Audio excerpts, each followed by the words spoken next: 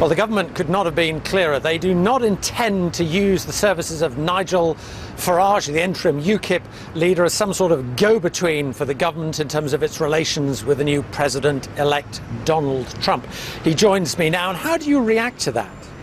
Well, if we were a business and we were looking at Trump and America as somebody we wanted to put together a mutually beneficial relationship with, the first thing you'd do is to find somebody who had connections. And yet, the world we live in, and the way politics is run in this country, basically there's almost nobody that's ever worked in business or understands really how the world works. You know, Trump is a businessman. He will have learned over a 50-year career probably not to trust very many people. But if he does trust somebody, that's an asset. I can't do anything about this. All I've said is informally, in any way, I would like to help. I really believe that the relationship between the US and the UK is important. I think our potential here for a trade deal is very high. I think doing that is good for jobs in this country, but also strengthens our negotiating hand in Brussels.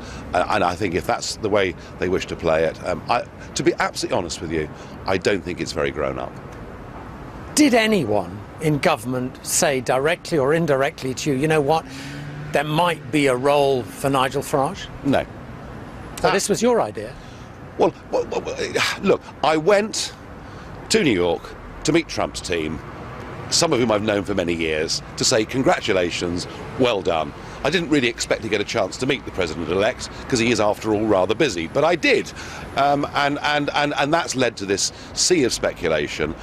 I just repeat, if I can be of any use, any help in the national interest, I would do so. And where we are now, there are suggestions that if Mr. Trump wants to run ideas past the British government, get a sense of where Britain is, he's more likely to contact you. Is that right? I don't really buy into that, I have to say. No, I mean, look, you know, clearly, once he is the president, then there have to be formal lines of contact. That, of course, doesn't include me.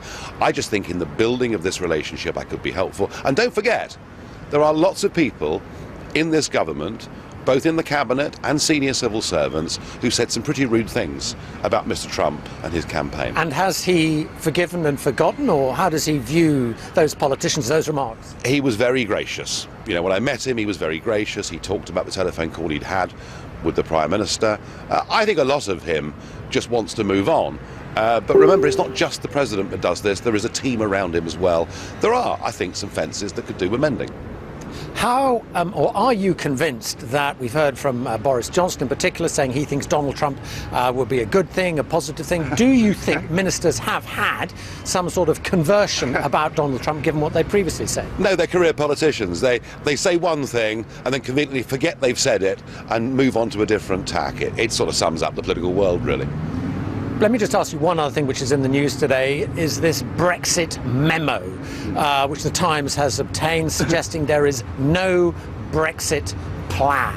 What do you make of that? Well, there was no Brexit plan because I think the previous government thought that Brexit had no chance of winning, therefore there was no reason to put Plan B into place. So, yeah, in many ways, Theresa May's government is starting with a blank sheet of paper. I would just say this, there are two ways you can look at it. You can say, gosh, look at all these things we've got to do, what a burden. Or you can say, we're about to take back control over every sector of our lives, what a fantastic opportunity to do things better. OK, Nigel Farage, thanks very much for your time with the UKIP leader there, saying that he was ready to do whatever he could to build relations with Donald Trump, but as you heard, Downing Street having none of it.